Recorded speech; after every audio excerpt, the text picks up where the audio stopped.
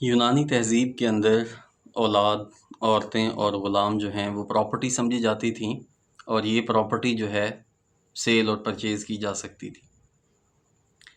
انسان نے جنگلوں سے جب اپنا سفر کھیتوں تک کیا اور اس نے زراعت کو جو ہے وہ اپنا کیریئر بنایا، تو اس سے ایگریکلچر اکانومی نے جنم لیا۔ آج سے 300 سال پہلے تک کیریئر انسانوں کے لیے کوئی مسئلہ نہیں ہوتا تھا، کیونکہ ایگریکلچر اکانومی کے اندر زمین باپ دادا کا پروفیشن وہی جو ہے وہ انسانوں کا کیریئر بنتا تھا۔ تو وہاں سے جب ہم دیکھتے ہیں تو ہمیں ایگریکلچر اکانومی کی سمجھ آتی ہے۔ اس کے بعد انڈسٹریل اکانومی کا زمانہ آتا ہے۔ انڈسٹریل اکانومی کے اندر مشین جو ہے وہ دولت پیدا کرنے کا ذریعہ بنی۔ کھیت کے مزدور جو ہیں وہ فیکٹریوں میں کام کرنے لگے اور کیریئرز کے نئے انداز جو ہیں وہ سامنے آنے لگے۔ آج ہم جس موضوع پہ بات کرنے لگے ہیں وہ ہے پاکستان کی جین زی، ان کا کیریئر، ان کے مسائل اور ان مسائل کا حل ہم کیسے تلاش کر سکتے ہیں۔ پاکستانی جین زی جن مسائل سے درپیش، جن مسائل سے دوچار ہے، ان مسائل کو وہ کیسے دیکھتی ہے اور وہ جین زی ان مسائل کو کیسے حل کر پائے گی، ہم اس حوالے سے کچھ سمجھنے کی کوشش کریں گے، اور تاریخی پہلو سے ہم اس مسئلے کو سمجھنے اور جانچنے کی کوشش کریں گے کہ پاکستان کی جین زی کو معاشی مسائل کا جس طرح سے سامنا ہے، تو وہ تاریخ کے اندر یہ معاشی مسائل انسان کے لیے کیسے پیدا ہوتے رہے اور انسان نے جو ہے وہ ان مسائل کو کیسے حل کیا۔ ایگریکلچر اکانومی کے زمانے میں کیریئر، جیسے میں نے پہلے عرض کیا، کوئی بڑا مسئلہ نہیں تھا۔ ایگریکلچر اکانومی کے اندر کھیت مزدور، کھیتوں میں کام کرنے والے لوگ، کھیت میں کام کرنے کے لیے تیار ہونے والے اوزار اور ان اوزاروں کو تیار کرنے والے افراد، وہی کیریئر ہوتا تھا۔ مسئلہ اس زمانہ تبدیل ہوتا ہے، ٹیکنالوجی تبدیل ہوتی ہے اور انسان انڈسٹریل اکانومی میں داخل ہوتا ہے۔ انڈسٹریل اکانومی کے اندر جب انسان داخل ہوتا ہے تو وہی کھیت مزدور، کھیتوں میں کام کرنے والے لوگ، وہ اوزار تیار کرنے والے لوگ مشینوں پہ کام کرنے لگتے ہیں۔ مشینوں پہ کام کرتے ہوئے وہ فیکٹری ورکرز کی شکل اختیار کرتے ہیں، مینیجرز کی شکل اختیار کرتے ہیں، پروڈیوسر کی شکل اختیار کرتے ہیں۔ زمانہ اپنی رفتار آگے لے کے بڑھتا ہے اور پھر نالج اکانومی کا دور آتا ہے۔ نالج اکانومی کے اندر انسان نے جو ہے وہ علم کو اپنے روزگار کا ذریعہ بنایا۔ یہ وہ زمانہ ہے جب ہمیں سروسز دستیاب ہونا شروع ہوئیں، وہ ڈاکٹرز ہوں، پروفیسرز ہوں، لائرز ہوں یا اور کوئی بھی ڈگری ہولڈر، پیشہ ور افراد، وہ نالج اکانومی کے دور میں ہمیں ملتے ہیں۔ نالج اکانومی کے بعد جب ہم نیو ملینیل میں داخل ہوتے ہیں تو پھر زمانہ آتا ہے انفارمیشن اکانومی کا۔ انفارمیشن اکانومی کے اندر سافٹ ویئر پروڈیوس کرنے والے لوگ، hard where producers, computer operators, computer gadgets تیار کرنے والے لوگ، یہ وہ لوگ تھا جب انفارمیشن اکانومی نے جو ہے وہ دنیا میں اپنی جگہ بنانی شروع کی۔ انفارمیشن اکانومی کے ساتھ نئے پروفیشنز، نئی جابز اور نئی مارکیٹ جو ہے وہ ہمارے سامنے آتی ہے۔ اس کے بعد جیسے ہی جین زی اس دنیا میں آتی ہے تو اکانومی جو ہے وہ ایک نیا پہلو اختیار کر لیتی ہے، اور یہ اکانومی جو ہے وہ اٹینشن اکانومی کی صورت میں ہمیں نظر آتی ہے۔ اٹینشن اکانومی سے مراد انفلوئنسرز کی ایج، کہ جہاں پہ آپ کا سیکنڈ، آپ کا ڈیٹا، آپ کی اٹینشن وہ اکانومی کی صورت اختیار کر لیتی ہے۔ وہ کنٹینٹ کریٹرز کی صورت میں، انفلوئنسرز کی صورت میں، ولاگرز کی صورت میں، ٹک ٹاکرز، انسٹا پہ ریلز کی صورت میں، ہمیں یہ اٹینشن اکانومی جو ہے، یہ سوشل میڈیا کے ساتھ ساتھ یہ اٹینشن اکانومی جو ہے وہ ہمیں اپنے سامنے جو ہے اور اپنے گرد پھلتی پھولتی ہوئی نظر آتی ہے۔ مسئلہ یہ ہے کہ پاکستان کی جین زی اس اٹینشن اکانومی کو کس طرح سے دیکھتی ہے، اور اس اٹینشن اکانومی کے اندر پاکستان کی جین زی جو ہے وہ اپنا کردار کیسے ادا کر رہی ہے۔ یہ سب سے بڑا مسئلہ ہے کہ کیا وہ ایک تو مجموعی طور پہ ہمارا مسئلہ یہ ہے کہ we are not the producer of knowledge, we are not the producer of technology, we are the consumer of knowledge. As a society we are the consumer of technology and the consumer of knowledge. مسئلہ یہ ہے کہ پاکستان کی جین زی وہ ایک ایسی viral دنیا کے اندر رہ رہی ہے کہ جہاں پہ وہ اٹینشن اکانومی کے اندر اپنے لیے جگہ بنانے کے لیے ان کے پاس کوئی پاتھ ویز نہیں ہے.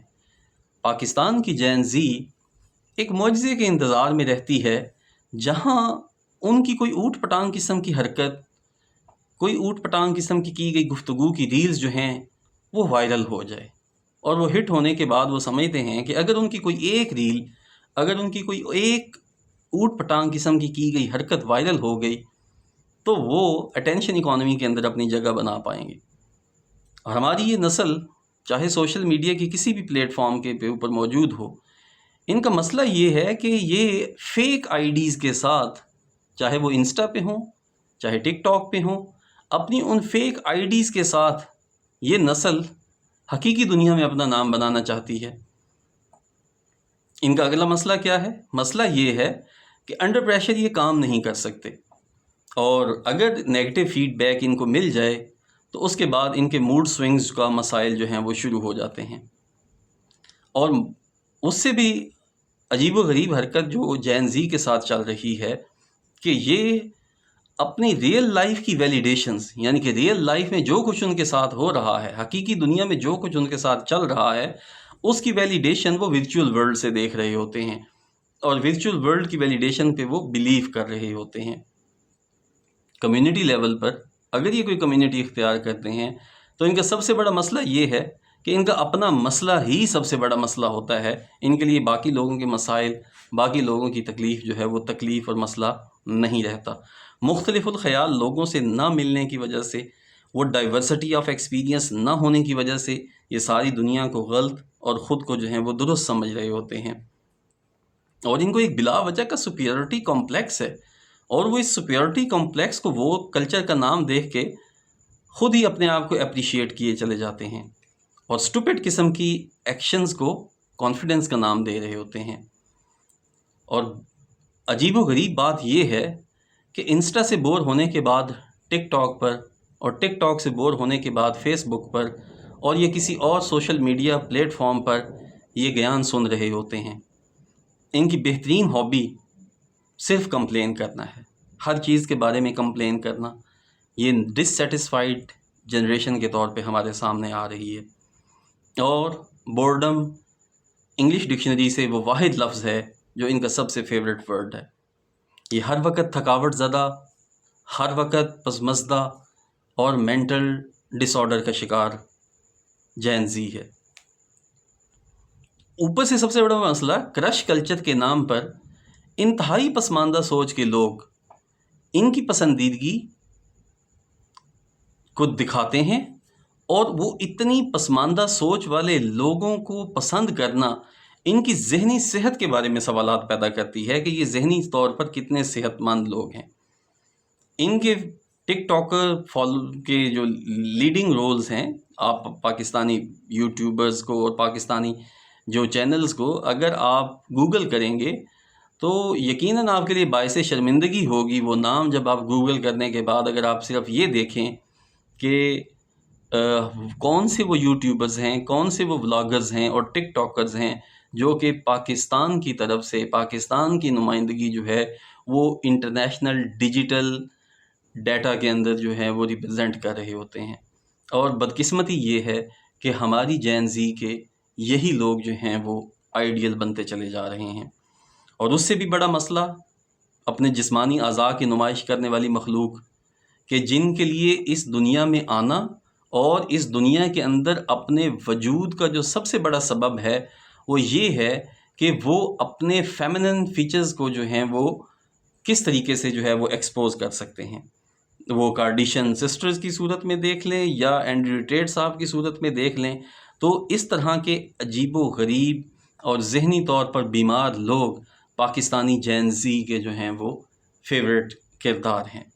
مسئلہ یہ ہے کہ اٹینشن اکانومی کے اندر ہماری جین زی اپنے لیے کون سے راستے تلاش کر رہی ہے. ہم اس پہ بالکل تنقید نہیں کر سکتے کہ ظاہری سی بات ہے اٹینشن اکانومی کے اندر آپ کچھ نہ کچھ کریٹ کریں گے، کوئی کانٹینٹ کریٹ کریں گے، لیکن مسئلہ یہ ہے کہ آپ کس قسم کا کانٹینٹ کریٹ کر رہے ہیں.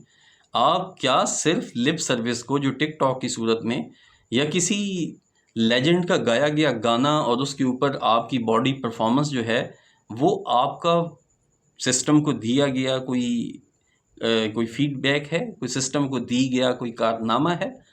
سسٹم آپ کو اس وقت قبول کرتا ہے اور آپ کو اس وقت جو ہے وہ آگے بڑھنے کا موقع دیتا ہے جب آپ سسٹم میں کوئی ویلیو ایڈیشن کریں گے.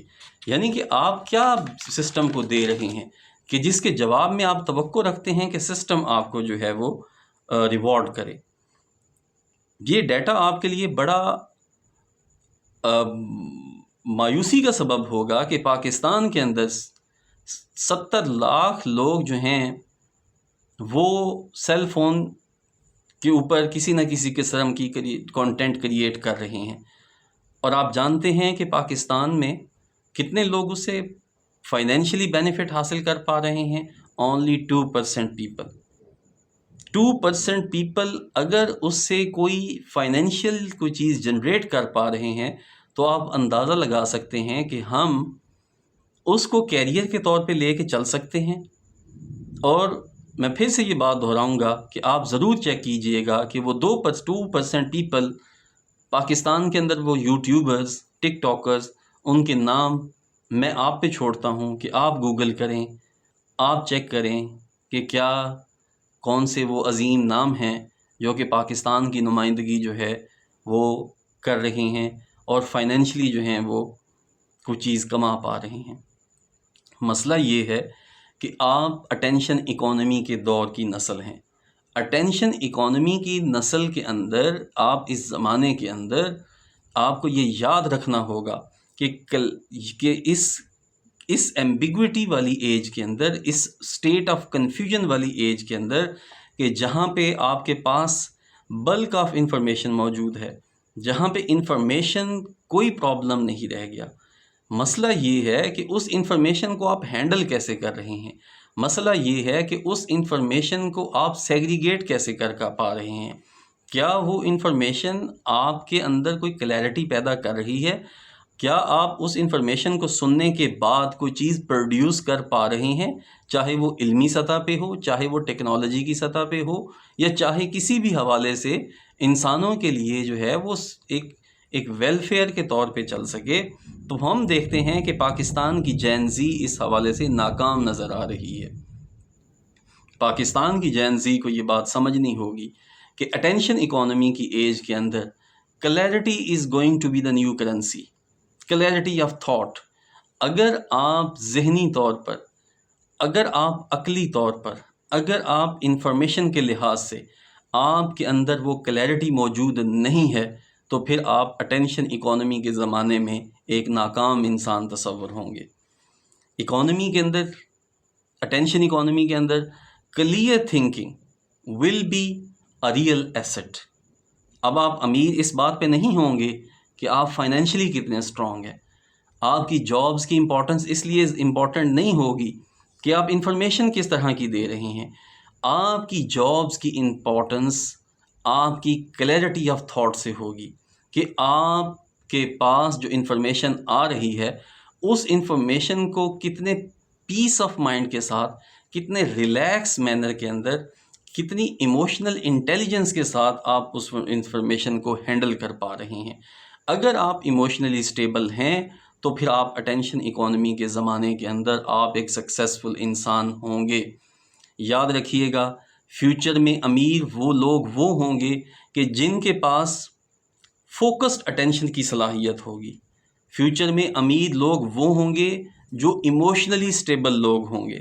فیوچر میں امیر لوگ وہ ہوں گے جو کلیئر ڈیسیجن میکنگ کی پاور رکھتے ہوں گے.